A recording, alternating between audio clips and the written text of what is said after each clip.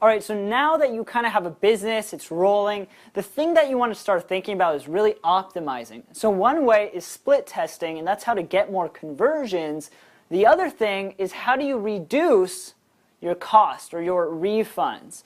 And what you want to do with this is having a strategy that way you can make sure that your refunds are as low as possible. Now, Adam and I have worked with tons of people, hundreds of thousands of customers, and we've kind of created a system that way we can lower our refund rate because it's super important that you do.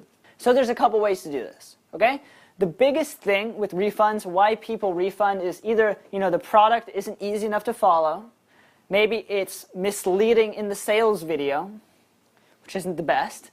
But a big one is that you need to have good support. Okay, they need to know that they can just talk to you or your support team to answer their questions. In fact, we found out that around 15% of our refunds, out of the refunds, 15% were from people that didn't get their login details. Okay, that's not good. They just probably went to spam or something weird happened there. So you want to make sure that they contact you before they try to go straight to ClickBank for a refund. So when they contact you, there's a couple of things you can do. First of all, you answer back as quick as you can, or you have your support answer back really quick with how to reset their login details. But what happens now if it's not an issue, right? They're just like, you know what, I want a refund. That's it. Because it's a no questions asked, 60-day money-back guarantee, so I just want a refund. Well, what you want to do there is really show that you care about the customer and try to find out what the reason is. Be like, hey, yeah, that's okay, you're within my 60 days. Before I do that, I wanted to know, why did you want to get a refund? Is there anything I can do to help you? So sometimes there's an answer. Sometimes it's really easy. Sometimes it's like, yeah, I really wanted to learn, how to burn belly fat, but I couldn't even find that video. And you actually might have that video inside the members area. It was just in a weird place. So you're going to actually learn a lot from people refunding once you ask them, why are you refunding? Why aren't you satisfied? So the second thing is, what if they say, you know what, no, it's just not good enough. I just wasn't happy with it. It's hard, right? It's hard to save that refund. Well, what you want to do is you want to say, okay, is there anything I can do for you? Is there anything I should add inside the members area to make this better for you?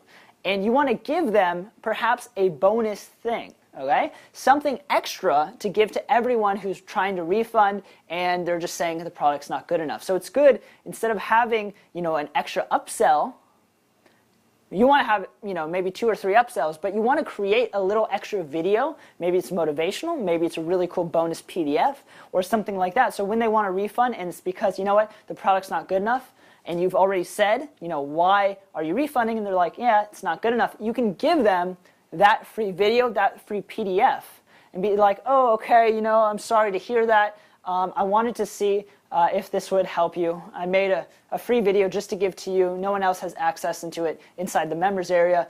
Let me know if you still want a refund, and I'll be happy to give it to you. So right now, what you've done is you actually isolated the real issue, because it might not have been that they just weren't satisfied.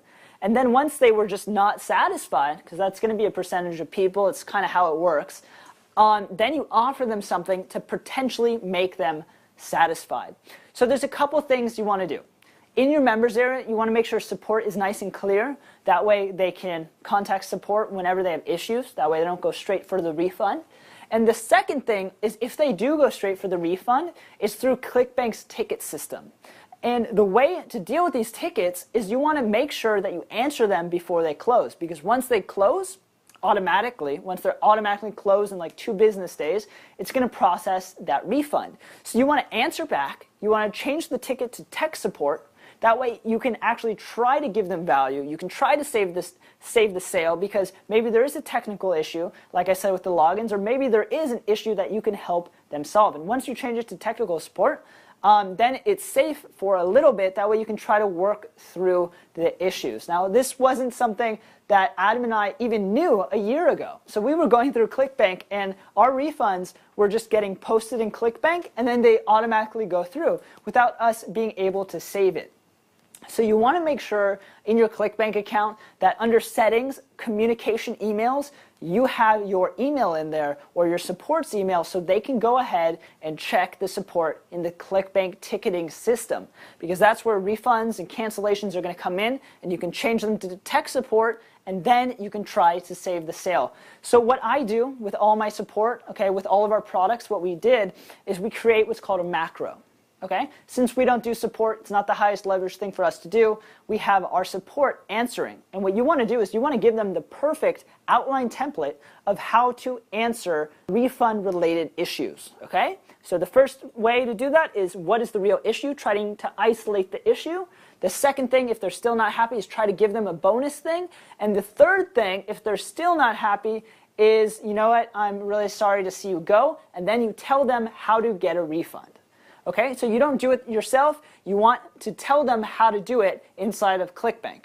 Okay, and it's super easy. They just go and they can find it in their email, they can open up the ticket, and it's also on ClickBank's homepage that you can do that, and then you can ask for a refund. And by telling them how to do it instead of doing it yourself, they are giving you a second chance, because they might go through the PDF or the video, and they might be like, fine, I won't refund. Because when you give it up to them, it might change something, because you're putting a little bit of friction. Not a lot, so they're pissed at you, because that's not good, but enough so they think about it at least for another second, which is what we kind of want to do. So that's it for this video. It's all about how to reduce your refunds, because ultimately that's going to make you more money without even making any more sales. So that's it, and I'll see you in the next one.